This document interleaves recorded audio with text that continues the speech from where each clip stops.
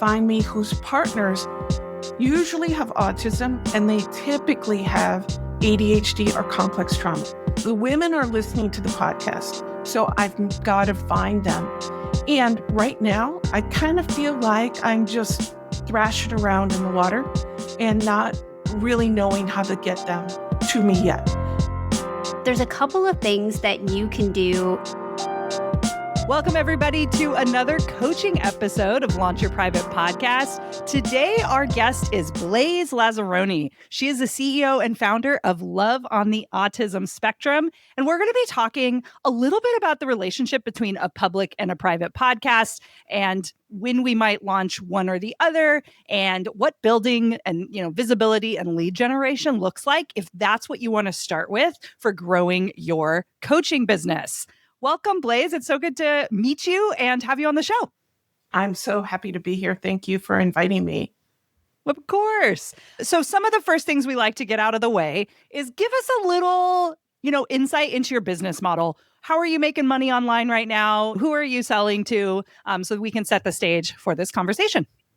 Great. So I am a neurodivergent person who's lived in a neurodivergent relationship for over 40 years. Yes, believe it or not. And I have 20 years of experience both as a coach and as a licensed marriage and family therapist in the state of California. So I work in California as a therapist, around the world as a coach. I work one-on-one with my clients, as well as hosting, in the future, I'll be hosting group calls online. And currently, I also do private retreats for couples. So I work with individuals, couples, and leaders who have either autism, ADHD, or complex trauma, or they're the people who love them. So this is a really focused business. I'm neurodivergent. All of my clients are neurodivergent. I just like to say I'm driving the bus, but we're all riding on the bus together. I'm just a little bit further along because I'm in the driver's seat and not further back on the bus. Oh, I love that analogy. That totally makes sense. Awesome. So today we kind of did a little pre-check on the call. Let's talk about, this new business you kind of mentioned, and it came up in your intro. You've transitioned different businesses before, and this is kind of a rebrand for you, a niching down.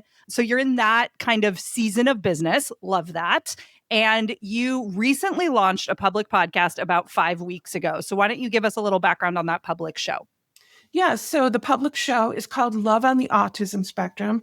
It's only me talking. I might do interviews in the future, but right now I'm not. And before I launched it, I actually had a number of audios that I had recorded. And then when I pushed launch, I had already about 5 or 6 in the pipeline and backdated it to my birthday. I just turned 60. I feel like that's a giant milestone I want to share with everybody. And I also want to give a shout out to my mentor, who is Julie Ciardi, who uses Hello Audio and loves the platform. She actually brought it to me before. When I was podcasting, I was on totally a different platform. And what I also am learning from Julie is a little bit more of the nuances of using your voice, because people fall in love with your voice. And I've always thought I've had a great voice. So when I started this, like I said, I had a backlog of podcasts I could already press play on. And now I'm in the process of continuing to launch every week. I usually do one on Tuesdays that launches. And that's really, even though all of this is public, I promote the Tuesday one. And then recently, I've been also doing bonuses on Wednesday. The Wednesdays are a little bit more highlighting my quirky personality, which I like. Yes. And so the last one I shared this week was why I own 5 pairs of the same knit skirt. And it's really silly. However, neurodivergent women especially understand why they have 5 pairs of the same thing. Yeah. So that's me. I'm just trying to show people I'm real. I like that. Yeah, and that's a strategy too in the podcasting space. Launching multiple shows a week obviously increases your downloads, right, over time. So that's a great strategy. And I love the distinguishing between the two episodes. And so I've seen that a lot out there. So that's really great. Okay. So let's talk about what you want help with. And, where private podcasting fits in this journey, we can talk a little bit about too. But let's talk about where you want some help. Yeah, so I'm really niche down. So I need to find people that are on the autism spectrum, ADHD, or complex trauma. They've got to be able to find me. Usually it's the women who find me whose partners usually have autism and they typically have ADHD or complex trauma. The women are listening to the podcast. So I'm speaking to women. I've got to find them. And right now, I kind of feel like I'm just thrashing around in the water and not really knowing how to get them to me yet. I've got a really small list I've shared with my clients. Yeah, we haven't talked about that yet. Okay, yeah. And yet I launched it as public so that more people could potentially find me. Although I know I'm not going to be Mel Robbins because that's not who I am, nor do I want to be. My clientele is different. These are very unique podcasts in which they're less than 20 minutes. These people are super busy. And so it's me grounding them a little bit. I'm a little woo, not woo woo, just woo. And so doing a little bit of grounding, giving them real life stories, examples of what happens, walking through how I see this as a therapist and coach, and then send them on their way for the day. And they can come back and listen to me next week. Perfect. For sure. I love it. Okay, I have a couple questions. So with the public podcast, so this is always a strategy. So people have a choice in terms of, we want to get our voice out there. We want to share content. Obviously, with your experience, you have a lot of valuable knowledge and know-how and experience that you can share with other people. And a lot of folks that are out in the world can really benefit from that. And so the question is, how do we package that information and what's the vehicle we choose to share it? Obviously, public podcast is one choice. We know private podcast is another choice. And there's not, a lot of people have strong opinions and both can work, right? Both can work. So we have some folks that choose, especially for folks that don't have an existing audience or a big list, if they haven't really built up that following and they don't have a lot of eyeballs yet. And I use the word yet because everything, changes and shifts when you start to publish content online. They might start with a private podcast just so that they can start to grow that list. That is one choice of strategy. Other folks just love the medium and want to get it out there, and have it listed on public directories and just start, going that. And to be fair, podcasting can be a lot of fun, whether you're interviewing and you get to meet amazing people like this show. We get to meet a lot of great users, that's super fun for us. And also, even if it's just yourself, you have a lot of information. I mean, you have decades of experience. There's a lot that you could just riff on and just share. And then, behind the scenes peeks into your personality. I love that too. That's also really fun. And both strategies can work. I will say, if you choose the public podcast, as you know, it's not a build it and they will come sort of thing, because even though there's a lot of folks that teach about monetizing public podcasts, what a lot of people don't really share is that the search engines aren't working in your favor. There's not a ton of people that are typing in keywords and finding new podcasts. And so it's really up to us as a podcast owner to drive traffic to that show, right? And we can do that in a couple of different ways. So I'm curious right now. So knowing, and I know that, I'm not, just for listeners, I'm sure I'm not sharing anything that people don't already know. What have you done or what are you currently doing now to drive traffic to your public podcast? What I'm doing now is I'm sharing it with all my current clients and past clients. Great. And I've been working as a therapist for about 4 years now. I know they are listening to it, and their names are certainly there, not there, giving them total anonymity. And yet sometimes I do call upon some of the experiences that we've had together. And I'm also sharing it on social. And I'm really seeing, of course, the more I share, the more eyeballs I do get on it. And yet it's not going to be a huge number for me. I get that. I understand that. I love that. I love that you bring that up. Can I pause for a second? Because I think this is a point too. And this is a point to someone who's sitting there being like, I've always wanted to start a public show. You opened with kind of saying voice feels really great for you. And those kind of people, I'm like, make this your pillar content, as some people say online, right? Make this the thing that lets you create and have a voice out there, because then from that content, I mean, you could use ChatGPT, you can use all these tools to potentially pull out posts and stuff like that on other platforms. So I love this for you. And I love your mindset. Like you said, you're not expecting to be Mel Robbins. What we're seeing in the space, the more I kind of, get around podcast people and people who really teach podcasting, which is not our zone of genius, right? We're really about private podcasting. But what I'm seeing people talk about is niche is everything. Like, you're not trying to start the all everything show. And if you know that, right, and you're speaking to your person, me and Nora, we want them to take that next step and get on that private podcast, because then you have the email address. That's the part we don't love about private podcasting, is it feels like you're speaking out into the void. You don't know who's listening, and you have no way to communicate with them, right, except on this show. And so, that's definitely going to be your next step. But as we think about filling kind of this podcast, because to me, what I love about this is you have a group of people that trust you and love you, right? I hope they're giving you great feedback about the show, because my guess is if they're giving you good feedback about the show, then other people are going to be attracted to the show. And we just need to figure out, where they are potentially, or what they may need to see to click subscribe. So I just wanted to give that context. Like, niche shows are huge. And while Nora and I tend to lean more towards starting with a private, the ability to start a public in the way that you're doing it, I think, is the right way. You don't have these grandiose, ideas that they're just going to find you because it's on autism and it's, it's like it's a hip thing because there's a Netflix show or whatever. And if you have that understanding, cool. But also there's cultural moments happening right now, and it very well could take off. So, I just wanted to kind of share that perspective about what we're seeing in podcasting, because podcasting is quote unquote not dead.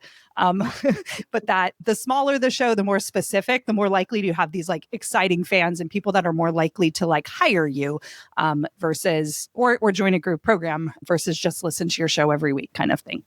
Yeah. Yeah, absolutely. I love that. Yeah. And that's 100% right. I think let's look at, there's a couple of things that you can do. You're doing everything right? You're sharing it with past clients and current clients and leveraging organic social media, whether it's reels or clips. I think, Lindsay, do you want to speak to some of the things that we're doing from like Spotify and some of the shorts? Yeah. Oh, that's interesting for us. Yeah, we're podcasters now, Nora, so we could No. Weird. Crazy. Yeah. Well, podcasting, I started a podcast in 2018. So yes, the landscape is very different now. So yeah, some of the things we've started doing is, from these shows, from these case studies, coaching episodes, we, cut it up on Riverside. So what could be interesting, Blaze, for you, there's a lot of AI tools out there. Some are better than others, but speaking as someone else who is neurodivergent and diagnosed, I'm about 4 years ago now, ChatGPT is like Adderall for me. So I'm obsessed. It makes me so productive. And as I look at something like Riverside, filming a solo show on Riverside might not be a bad idea. I know you say you don't love video. Even still, there's a way to make it the text only. And they have a button where it's like, find my best parts of this show, right? And so it generates clips. They call it like magic something. And so we don't edit in Riverside. We actually edit in Descript, but I found Descript a little more confusing, I'll admit. So Riverside has gotten really good as a competitor to Descript. And so it makes these quick videos. These are the things that are shareable, that could go, viral based on something you're saying or perspective you're bringing, right? Based on the right captions or the sharing in the right places.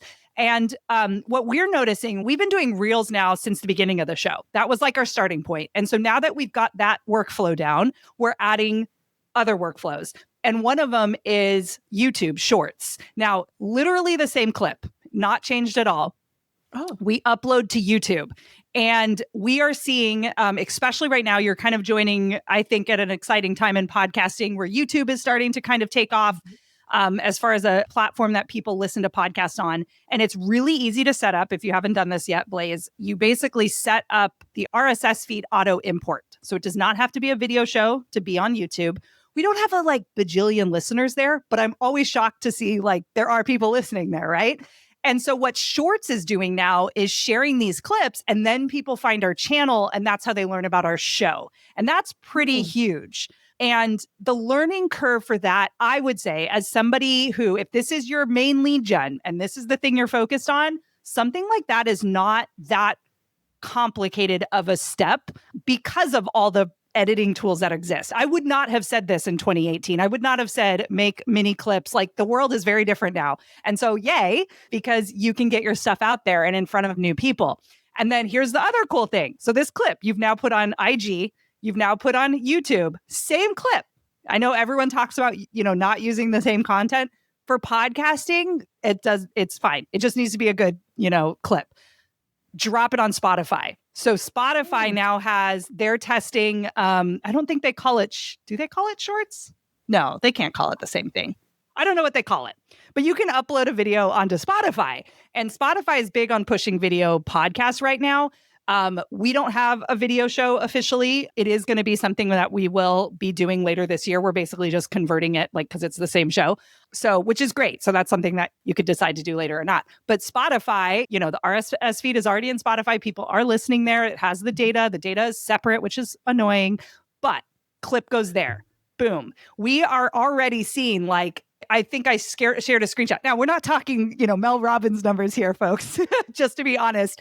We're talking about, especially on Spotify, we get I don't know, maybe 50 plays an episode. Maybe it's 25, actually, now I'm thinking. I think 50 is more like YouTube. But either way, it's a small number for us. It's nothing huge. But by just sharing the shorts, the amount of traffic, 400x that for the most recent show.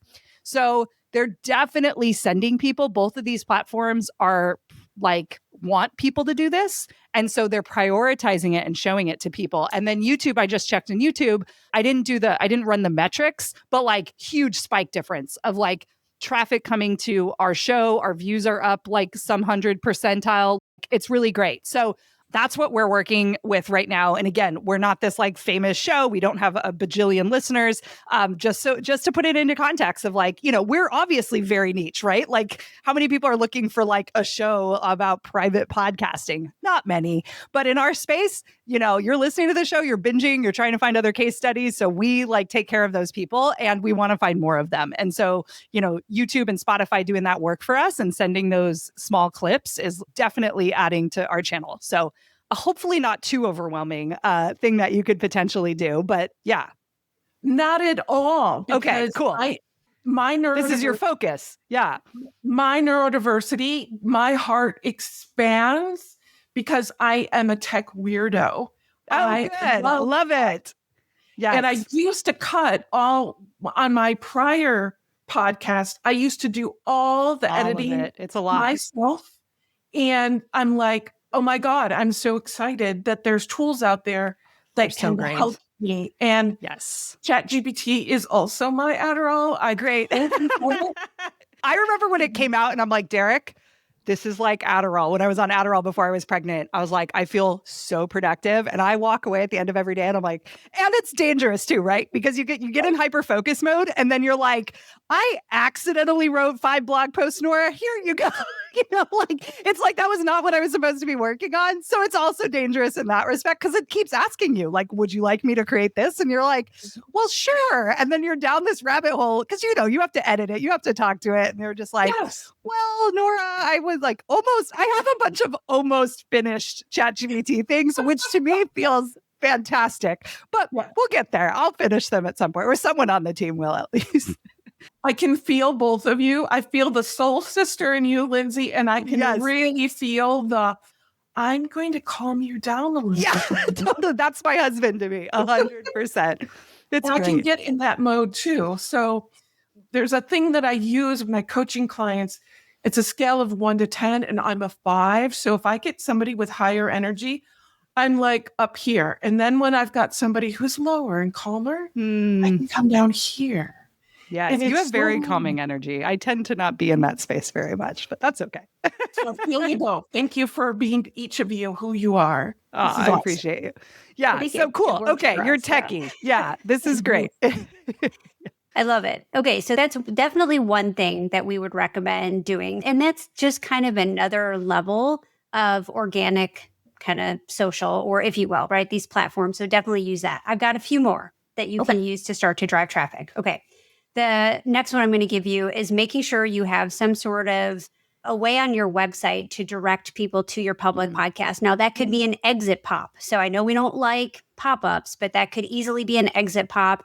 Also, if you have a blog post on your website, you can use that right-hand panel to have, like, if you go to helloaudio.fm, one of our blog posts, you'll notice on the right-hand side of every blog post, we'll have launch your private podcast, and we'll take people there. One tool we love using is episodes.fm. So you can easily just have a pop-up which is free.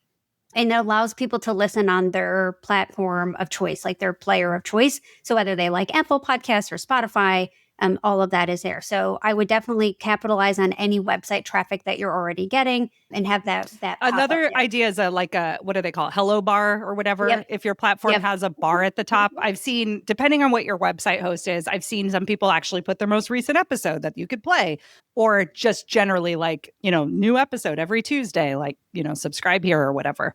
Yes, definitely. And I think you could I would add it. I took a look at your website. I would add it to your primary navigation on your website too. And you could start promoting episodes on your website. And you could also add it to your footer of the website. SEO really does from an SEO perspective, I would add that to your website footer. So just website direction, I think that's one thing. The next thing you can choose to do, which we have done, and we didn't start here, so this is just something that you can keep in your back pocket, is actually running visibility ads to your podcast. So I've actually had a few folks in the coaching space do this. Sometimes they will promote the podcast itself. So for example, sending someone to the podcast where they can see all the episodes. I have some people that are promoting specific episodes using visibility ads, and it might be a really hot topic. It could be, if you did choose to interview somebody, you could target that person's audience. They could share, or the most popular episode. You said this most recent episode looked like it did a little bit better. So thinking about, looking at your own data on that. Mm-hmm. Yeah. Okay. And it doesn't have to be expensive. I think for us, we started at maybe $20 or maybe $10 a day. You could keep it low cost. And I will say, I think people even do $5. I think people do $5. Yeah. Yes. Yeah. And because it's not a conversion ad. And I will say this, I'm in a disclaimer because Meta changes things all the time and likes to, take folks' money. But the cost per click is typically a lot lower than a conversion ad. So that it works in your favor as well, because you're just sharing really great content, which I love that. So we've got, website optimizations, we've got ads. There are niche podcasts, like directories, and I'll call them resource hubs too. So you've got Facebook groups. You definitely have subreddits, which I know sounds goofy, but a lot of people are on Reddit looking for advice. And so I also want to add too, if you because we haven't talked about where you like to show up, because that's a big thing too. But again, what exciting times that we live in for building a business. But a lot of the, LLMs, right? Like ChatGPT, Google's and Perplexity, all the things are now recommending people, and they use something. So Nora, what made me think of that is Reddit. And so if people are commenting and engaging and talking about a show, or talking about maybe an issue, and this show keeps getting recommended, then when someone asks that question in ChatGPT, they get recommended. So Reddit is one of those places. Yeah. And from somebody outside the country. Awesome. And it was ChatGPT. And I was like, what? That's so awesome. And it's probably because, and this is what's different about the Google world we used to live in. It was backlinks and keywords and all that stuff, all still important for building authority online. But now it's like we're trying to find people answers, not a keyword topic. We're finding them an answer. And so when someone asks a very specific question, that's what these LMMs are looking for. And so Reddit is a great place for reviews and people talking about, real humans. That's what they're trying to recommend. So we haven't talked to you about that. Where do you like to show up for yourself in social media world? Right now, it's only Instagram and LinkedIn. Okay. Yeah. Well, that's great. Facebook, but not anymore. It just doesn't feel like the good place for me to be. And I think that's okay. And I think those are two great places. I'm not the pro at LinkedIn in any way, shape, or form. But I know we have some folks, in our audience and stuff that are LinkedIn people. But those I think that type of content, what you're doing is like going to do really good in those two places. So that's cool. Yeah. And I know Reddit can be an interesting place to go. And if you can find the right subreddit where people are asking for help, where you can contribute value and also link to specific episodes that will help people. And episodes are free, right? The person in a forum who's like expecting you to pitch, like, I do this, I do coaching. And you're just like, right? You're just like, hey, I have this episode. This will totally help you. I mean, coming from a place of giving, which I can clearly see you are, that kind of stuff goes a long way for sure.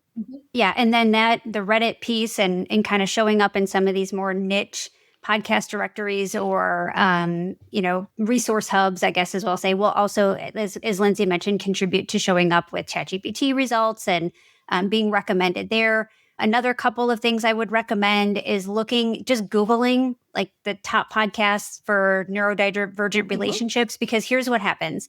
And this will depend on if they're organically put together. People are absolutely writing those articles for SEO purposes. Sometimes it's a pay-to-play type of situation where you have to contact that person and ask if you could be added to a curated list or something like that. Some people are just writing those and they happen to rank on SEO. It's not a pay-to-play type of curated list. And you never know. You might get added to that and show up and kind of take advantage of someone's SEO article or something like that. So definitely check that out.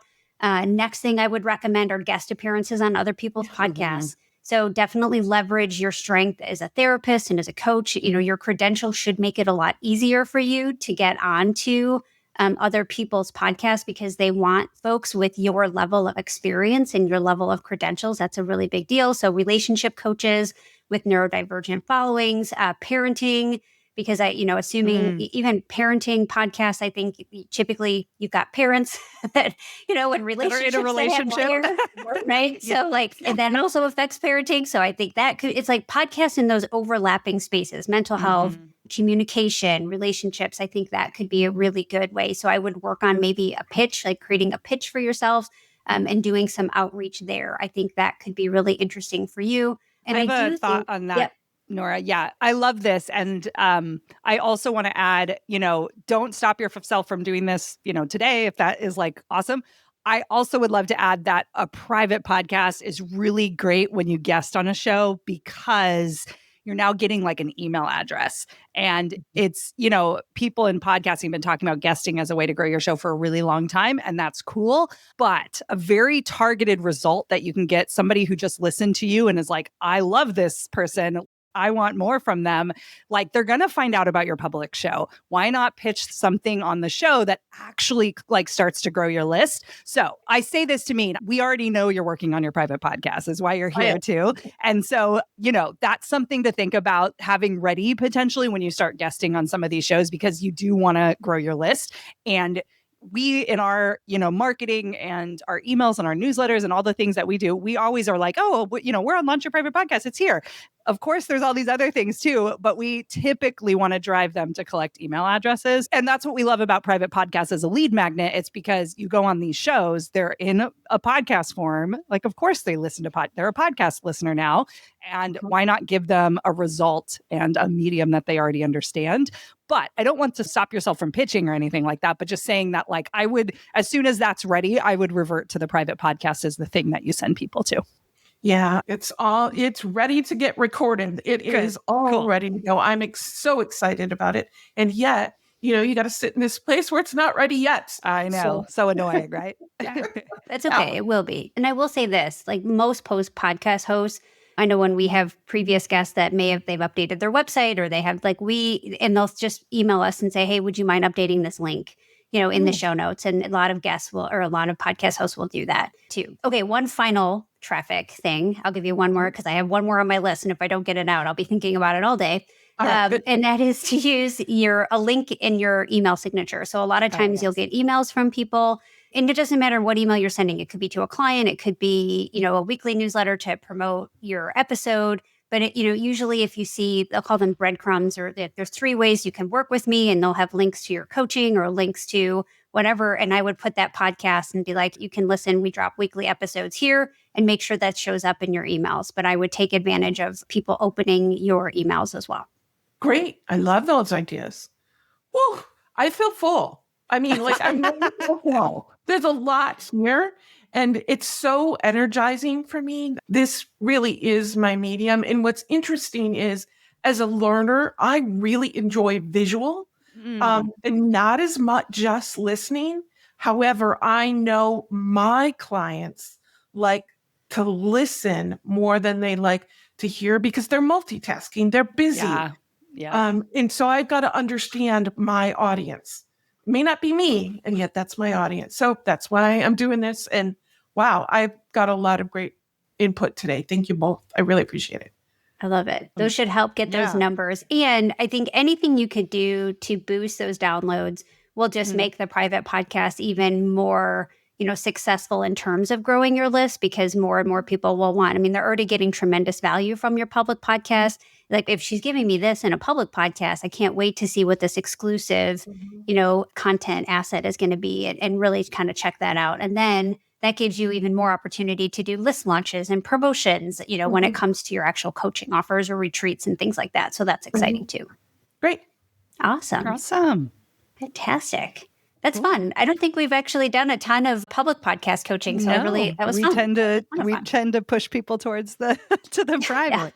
As we would. Yes, which makes sense. But I also like highlighting that in some ways this is a great, I think as individuals, for me, that was my thing when I had my consulting business, is a podcast was the easiest way for me to create pillar content. Ask me to sit down and write a post or an email. But if I'm going to show up to an interview with somebody, right? Because it's an appointment, right? So I love that for people that feel very attracted to that medium. I think it's like go all in, right? And then grow from there for sure. Yeah. I think one thing I'll leave you with too is, as you transition and, before, because I know the private podcast is in the works, one thing you could do is on your public podcast, encourage people to submit questions for topics for a future episode, because that just encourages more engagement. And I think the more engagement you can get, the more likely people will be to raise their hand for that private podcast. And to be fair, it's great market research. It kind of tells you what's top of mind for people. It can help you with content ideas that you didn't have to think about yourself, which is always kind of nice. But that engagement piece is really important as you start to introduce the private podcast. Absolutely. Thank you. Awesome. Well, thanks, Blaze. Good luck. Keep us posted. I will. Thank you very much. Awesome. Well, take care. And there you have it, audio heads. Another episode of Launch Your Private Podcast is in the books. I hope you're leaving today feeling even more ready to amplify your voice and connect with your audience in meaningful ways. The adventure continues in our next episode with even more insights, strategies, and inspiration to help you along your own private podcasting journey. Of course, make sure to check out helloaudio.fm to start your own private podcast. And remember, you've got amazing content that needs to be heard. So let's turn the volume up. Until next time.